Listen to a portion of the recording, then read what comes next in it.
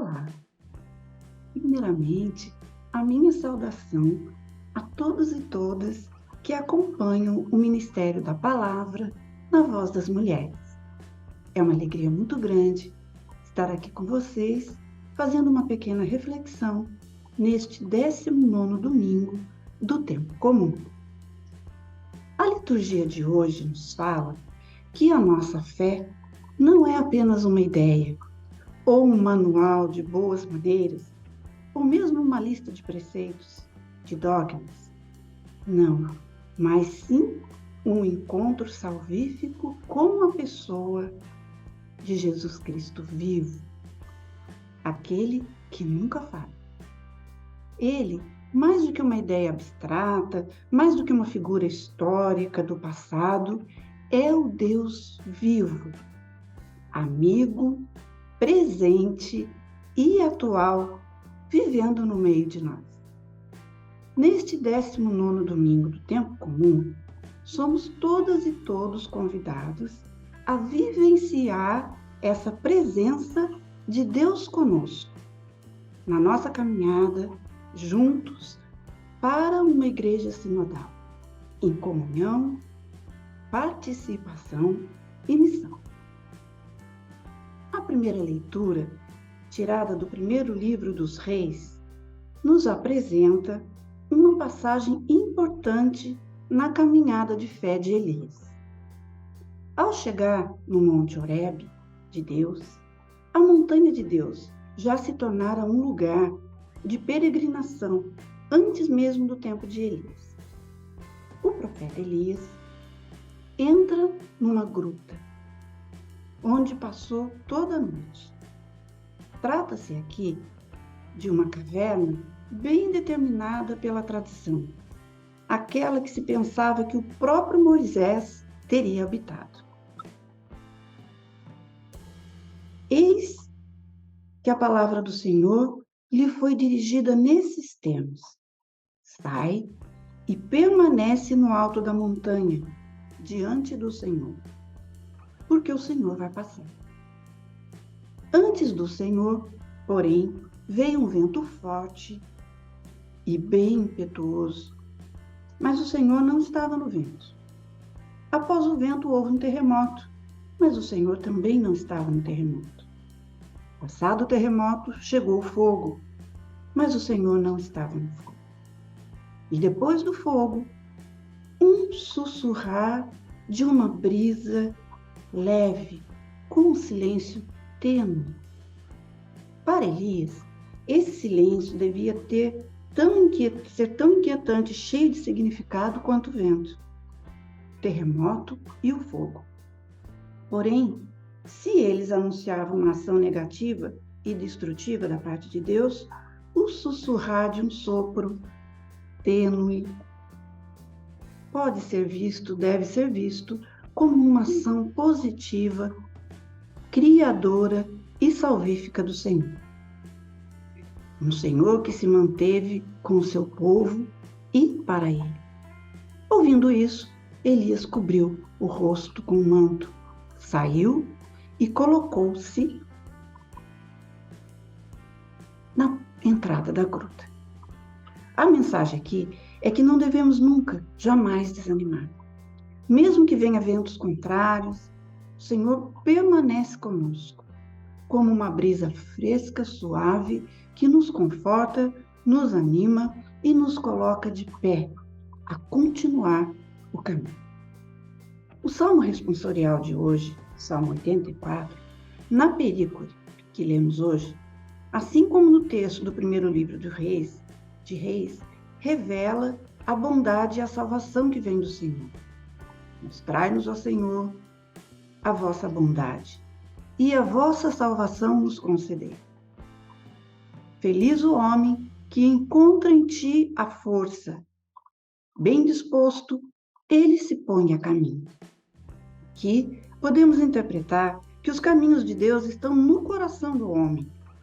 Trata-se de um itinerário de peregrinação a Jerusalém. Eles guardam no coração, na memória, os caminhos da peregrinação.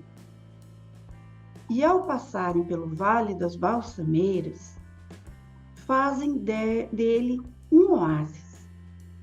As primeiras chuvas os cobrem de bênção. A balsameira, ou olmeiro, que cresce nos vales secos, é uma árvore de seiva abundante. O Vale das Balsameiras, por ser identificado como o oásis, ele pode se tornar uma nova porta, uma nova passagem e um novo caminho a seguir. Na segunda leitura, vem da carta dos Romanos, de Paulo aos Romanos. Ao ditar essa carta a Tércio, Paulo encontra-se provavelmente em Corinto, na casa de Gaio. Paulo diz: quem hospeda a mim, hospeda toda a igreja. Ele está prestes a partir. Algumas pessoas já pensavam que Paulo tivesse partido para Jerusalém. Ele estava levando um produto de uma coleta que ele organizou na Macedônia e na Acaia, em proveito dos santos de Jerusalém, que se encontravam em pobreza. Nesta carta, Paulo diz: em Cristo digo a verdade, não minto. E pelo Espírito Santo, a minha consciência disso me dá testemunho. Querendo que ninguém possa duvidar das suas afirmações capitais, aquilo que ele vai proferir, ele toma particularmente para si. E Paulo não se apoia somente na sua lealdade pessoal. Ele invoca Cristo e o Espírito Santo como duas testemunhas irrecusáveis. No Espírito Santo, Paulo considera aqui a sua consciência, não em si mesma, mas enquanto o Espírito Santo testemunha pessoalmente por meio dele.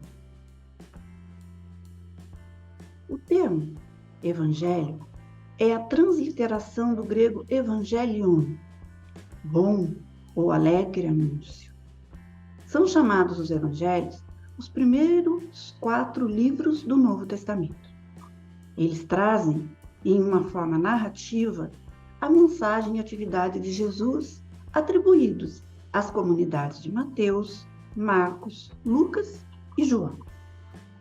No capítulo 14 do Evangelho da comunidade de Mateus, nos versículos 22 a 23, nos apresenta Jesus que caminha sobre as águas. Depois da multiplicação dos pães, Jesus mandou que os discípulos entrassem na barca e seguissem à sua frente para o lado do mar, enquanto ele se despedia da multidão. Essa passagem do Evangelho nos faz refletir sobre a nossa caminhada de fé. Aqui, Jesus parece querer colocar a fé de Pedro à prova. Ele sobe ao monte para orar sozinho, mas também oferece a sua mão a Pedro e se faz presente para segurar Pedro. A barca é a vida de cada um de nós, mas é também a vida de toda a igreja. O vento contrário representa as nossas dificuldades e provações. A barca está no meio do mar. A barca, porém, já longe da terra, era agitada pelas ondas, pois o vento era contrário. Por volta do fim da noite, Jesus vai ao encontro dos discípulos, andando sobre o mar. Agora, a atenção de Jesus já não está voltada mais para as multidões, mas para os discípulos. E dos discípulos para Pedro, protótipo do discípulo em sua dúvida e sua fé. Confiança, diz Jesus, sou eu, não tenhais medo. Então Pedro disse ao Senhor: Senhor, se é mesmo tu, ordena-me que vá ao seu encontro sobre as águas.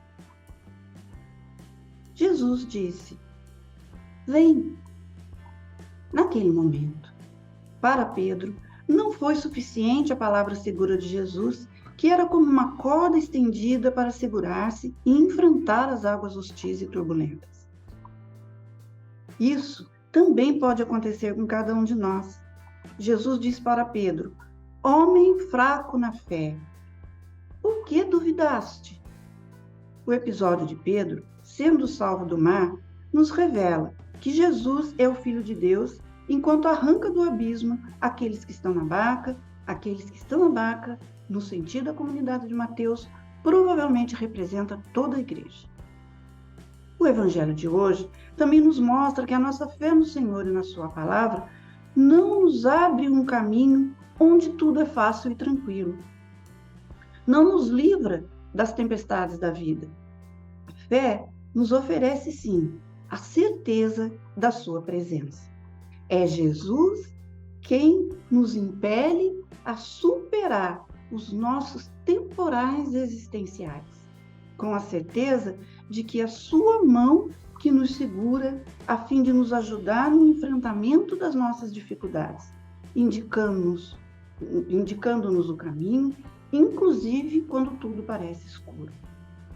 Os milagres de Jesus são sementes e sinais de esperança no coração da realidade atual. E qual seria a mensagem transmitida pelos chamados milagres sobre a natureza?